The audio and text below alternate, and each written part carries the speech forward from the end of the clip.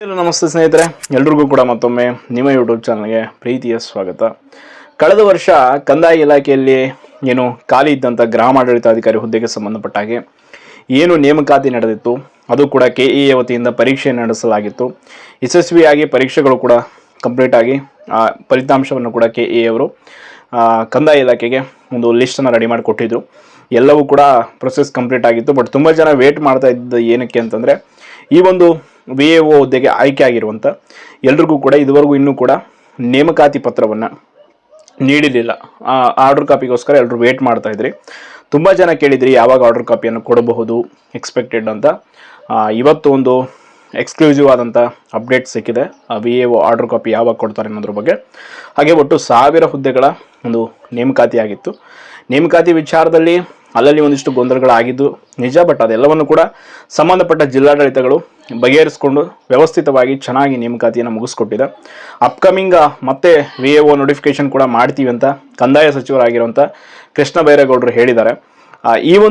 ಈ ವರ್ಷದ ಈಗ ಆಲ್ರೆಡಿ 2024ರಲ್ಲಿ ಆಗಿದ್ದಂಥ ನೇಮಕಾತಿಯ ಒಂದು VAO ಹುದ್ದೆಗೆ ಆಯ್ಕೆಯಾಗಿರುವಂಥ ಒಟ್ಟು 1000 ಜನ ಅಭ್ಯರ್ಥಿಗಳಿಗೆ ಮೊದಲನೇದಾಗಿ ನನ್ನ ಕಡೆಯಿಂದ ಅಭಿನಂದನೆಗಳನ್ನ ಹೇಳ್ತೀನಿ.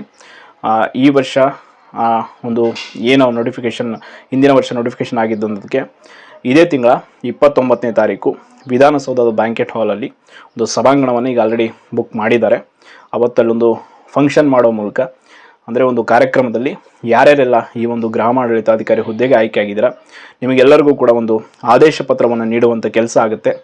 ಖಂಡಿತವಾಗಿ ಒಂದು ಒಳ್ಳೆಯ ಅವಕಾಶ ಇತ್ತು. ಈ ಬಾರಿ PUC ಪರ್ಸೆಂಟೇಜ್ ಮೇಲೆ ಇದ್ದಂಥ ಹುದ್ದೆಯನ್ನು ತೆಗೆದು ನೇರವಾಗಿ ಸ್ಪರ್ಧಾತ್ಮಕ ಪರೀಕ್ಷೆ ಮೂಲಕ ಆಯ್ಕೆ ಆಗುವಂತೆ ಮಾಡಿದರು. ಖಂಡಿತವಾಗಿ ಒಂದು ಒಳ್ಳೆಯ ಅವಕಾಶ.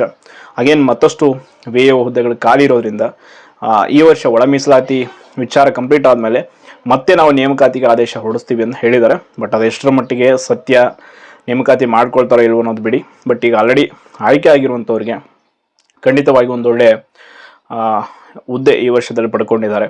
ಹಾಗೆ ಮುಂದಿನ ಟ್ರೈನಿಂಗ್ ಇರುತ್ತೆ. ಆ ಟ್ರೈನಿಂಗ್ ಆದಮೇಲೆ ಅವರಿಗೆ ಹುದ್ದೆ ಸಿಗುತ್ತೆ. ಒಟ್ಟಿನಲ್ಲಿ ಫೀಮೇಲ್ ಕ್ಯಾಂಡಿಡೇಟ್ಸ್, ಮೇಲ್ ಕ್ಯಾಂಡಿಡೇಟ್ಸ್ ಇಬ್ಬರಿಗೂ ಕೂಡ ಕೆಲಸ ಮಾಡೋದಕ್ಕೆ ಒಂದು ಒಳ್ಳೆ ಹುದ್ದೆ ಅಂತ ಏನು ಟಫ್ ಅಂತ ಇರಲ್ಲ. ಬಟ್ ಒಂದು ಹಳ್ಳಿ ವ್ಯಾಪ್ತಿಯಲ್ಲಿ ಗ್ರಾಮ ಆಡಳಿತ ಅಂತಂದರೆ ಒಂದು ಗ್ರಾಮದ ವ್ಯಾಪ್ತಿಯಲ್ಲಿ ನೀವು ಕೆಲಸ ಮಾಡಬೇಕಾಗಿರೋದ್ರಿಂದ ಒಂದಿಷ್ಟು ಡಿಫಿಕಲ್ಟಿ ಅನಿಸುತ್ತೆ ಸ್ಟಾರ್ಟಿಂಗಲ್ಲಿ. ಕಾರಣ ಹಳ್ಳಿಯ ಜನರೊಂದಿಗೆ ನೀವು ನೇರವಾಗಿ ಅಲ್ಲಿ ವ್ಯವಹಾರ ಮಾಡ್ತಕ್ಕಂಥದ್ದು, ಅವರ ಒಂದಿಷ್ಟು ಸಮಸ್ಯೆಗಳಿಗೆ ಸ್ಪಂದಿಸುವಂಥದ್ದು ಒಂದಿಷ್ಟು ಟಫ್ ಟಾಸ್ಕ್ ಅನಿಸುತ್ತೆ. ಬಟ್ ಆದರೂ ಕೂಡ ಏನು ಮಾಡೋಕ್ಕಾಗಲ್ಲ. ಆ ಒಂದು ಹುದ್ದೆ ಬರ್ತಾ ನಿಮಗೆ ಅನುಭವ ಆಗಿರ್ಬೋದು, ಅಲ್ಲಿ ಎಕ್ಸ್ಪೀರಿಯೆನ್ಸು, ಆ ಒಂದು ಕೆಲಸ ಮಾಡ್ತವಂಥ ರೀತಿ ಎಲ್ಲವೂ ಕೂಡ ಅಡ್ಜಸ್ಟ್ ಆಗುತ್ತೆ ಅಂತ ಹೇಳ್ತಾ 29ನೇ ತಾರೀಕು ಇದೇ ತಿಂಗಳು ಎಲ್ರಿಗೂ ಕೂಡ ಆದೇಶ ಪತ್ರವನ್ನು ಒಟ್ಟು 1000 ಜನ ಯಾರ್ಯಾರು ಆಯ್ಕೆ ಆಗಿದ್ರೆ ಎಲ್ರಿಗೂ ನೀಡ್ತಾರೆ ಒಂದು ಕಾರ್ಯಕ್ರಮದಲ್ಲಿ ಅಂತ ಹೇಳ್ತಾ ಇಷ್ಟು ಮಾಹಿತಿ ಇದೆ. ಧನ್ಯವಾದಗಳು.